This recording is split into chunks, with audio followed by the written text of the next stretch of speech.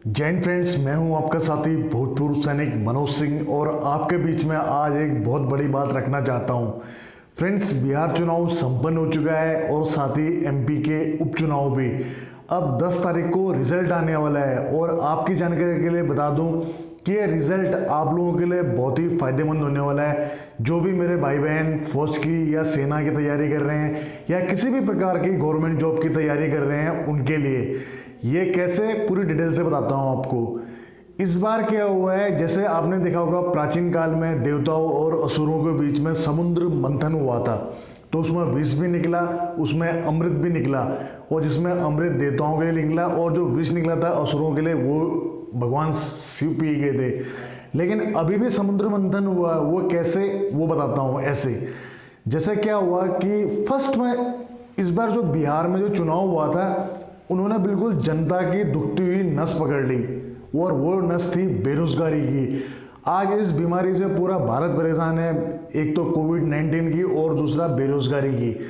अब बेरोजगारी कोविड-19 से तो लड़ लेंगे प्रोटेक्शन रख के या डिस्टेंस मेंटेन करके, लेकिन बेरोजगारी से कैसे लड़ेंगे जब तक आदमी के पास में रोजगार नहीं है। खुद क्या खाएगा बेचारा, अपने परिवार को कैसे खिलाएगा।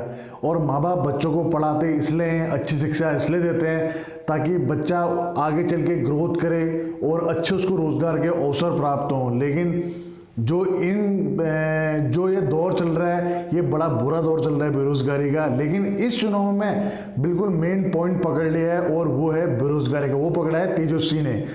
अब देखो, उस बंदे ने फर्स्ट में ये बोल दिया था कि अगर हमारी सरकार बनती है तो मेरी जो पहली कलम चलेगी वो चलेगी 10 लाख सरकारी नौकरियों पे। तो लोगों ने पूछ भी लिया कि ये नौकरी कहीं वाली तो नहीं है, प्राइवेटेशन वाली है, पकोड़ा टाइप की योजना वाली।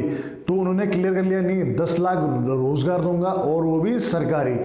तो नेक्स्ट स्टेटमेंट जो आता है वो आता है नीतीश कुमार जी का। और नीतीश कुमार जी बोलते हैं कि बिहार में 3 लाख कर्मचारी हैं और 3.5 लाख हैं आपके पेंशनभोगी, तो कैसे इस चीज़ को हम मेंटेन करेंगे। लेकिन फिर अगला स्टेटमेंट आता है बीजेपी की तरफ से निर्मला सीतारमण जी का, और जो बोलते हैं कि 19 लाख रोजगार के अवसर हम प्राप्त करवाएंगे।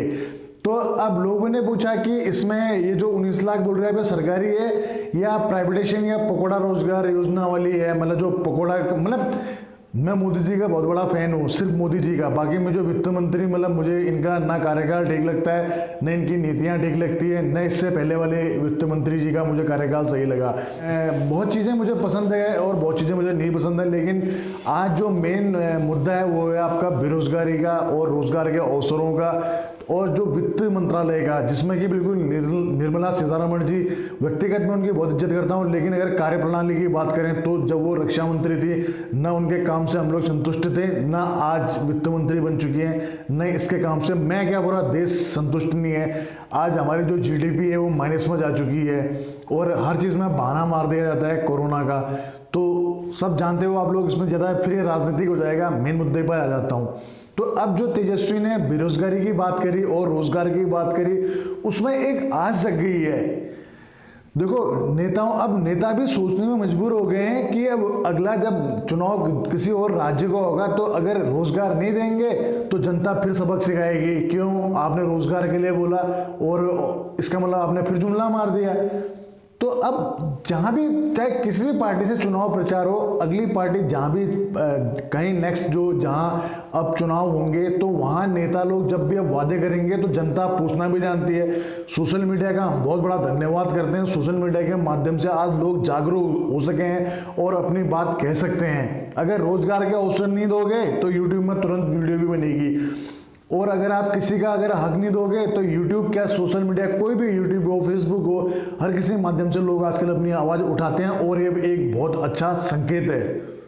और ये चीज़ लोगों ने अपनी आवाज़ उठानी भी चाहिए। इसी तभी जाके अपने झूठे वादे जो करते हैं वो शायद थोड़ा कम हो, या बिल्कुल तो कह रहे कभी सुधर नहीं सकते हैं, लेकिन इतना जरूर है कि ये लोग थोड़ा सा अगर झूठे वादे करेंगे तो जरूर जनता उनसे जवाब भी मांगेगी चुनाव के बाद में कि आपने वादे किए थे। और अब ये जो घोषणा हो रही है ना कि मैं पहली कैबिनेट मीटिंग में इतने रोजगार दूंगा, अब इनके लिए भी बहुत चुनौती है। अगर ये नहीं देंगे तो जो जनता का भरोसा है वो फिर उठ जाएगा। 10 तारीख को सरकार किसी की भी बने, लेकिन मैं अपने युवा जो मेरे साथी लोग हैं उनसे बोलना चाहता हूं, आप लोगों के लिए बहुत अच्छी खबर होगी और हर किसी स्टेट के लिए अब ये बेरोजगारी सबसे बड़ा मुद्दा होगा बिल्कुल, और ये होना भी चाहिए। नहीं तो आज तक कभी सवाल भी करते थे तो एयर स्ट्राइक, सर्जिकल स्ट्राइक या पाकिस्तान में टमाटर महंगा हो रहा है, इन पे वोट मांगा जाता था और उन सैनिकों के साथ में आज ऐसा व्यवहार हो रहा है कि पेंशन कटौती की बात चल रही है। तो छोड़िए, इस पे मैं पहले ही वीडियो बना चुका हूँ और ज़रूरत पड़ी तो आगे और बनाएंगे अगर कुछ और इंपॉर्टेंट फैक्ट निकल के बाहर आते हैं तो फ्रेंड्स आप लोग हो जाइए तैयार और अपनी तैयारियों को चरम पे कीजिए। आपको मैं वादा करता हूँ शायद बहुत जल्द रोजगार के नए अवसर प्राप्त होंगे, बहुत जल्द सेना की भर्ती आएगी। अगर ये लोग भर्तियाँ नहीं निकालते हैं तो जरूर प्रश्न चिन्ह फिर उठेगा, क्योंकि अगर आप अपनी चुनाव सभा कर सकते हैं वहाँ आपको कोरोना का कोई खतरा नजर नहीं आता है, क्योंकि आपने जनता को झूठे वादे करने हैं या जो भी वादे करने हैं आप लोग करते हो, तब आप लोगों को कोई प्रोडक्शन नहीं चाहिए, तब आप लोगों को कोई सोशल डिस्टेंसिंग नहीं चाहिए, आप लोग आते हो भाषण करते हो किसी भी पार्टी के हो। तो अब इसी प्रकार कृपया करके भर्तियां भी निकाल दीजिए टाइम से, इसी प्रकार गवर्नमेंट के एग्जाम भी करा दीजिए। कृपया नौकरियों में ये बहाना मत लगाइए कि सुरक्षा की दृष्टि से कोविड वाला, ठीक है। जो बच्चे आते हैं नौकरियों के लिए वो अपना डिस्टेंस मेंटेन रखेंगे, लेकिन आप प्लीज जो ये टाइम ऐसे ही निकल रहा है इसको ऐसे न निकलने दें। तुरंत से तुरंत नई सरकारी नौकरियों की घोषणा करें और पकौड़ा रोजगार योजना में थोड़ा सा कम बात करें। आदमी जब कुछ नहीं होता है उसके बाद सोचता है कि यार चलो मैंने इतनी कोशिश करी, ये नहीं किया, अब मैं एक पकौड़े का स्टॉल लगा लेता हूँ या किसी का भी स्टॉल लगा लेता हूँ, लेकिन पहले उसकी मेहनत के मुताबिक उसको रोजगार के अवसर तो मिलने चाहिए। तो फ्रेंड्स मेरा कहने का मतलब था परिणाम जो भी हो, लेकिन युवाओं के लिए बहुत अच्छा एक ये चुनाव हुआ है। भले पार्टी कोई भी जीते लेकिन जीत आप लोगों की है। मिलते हैं नेक्स्ट वीडियो में। जय हिंद, जय भारत, वंदे मातरम, भारत माता की जय।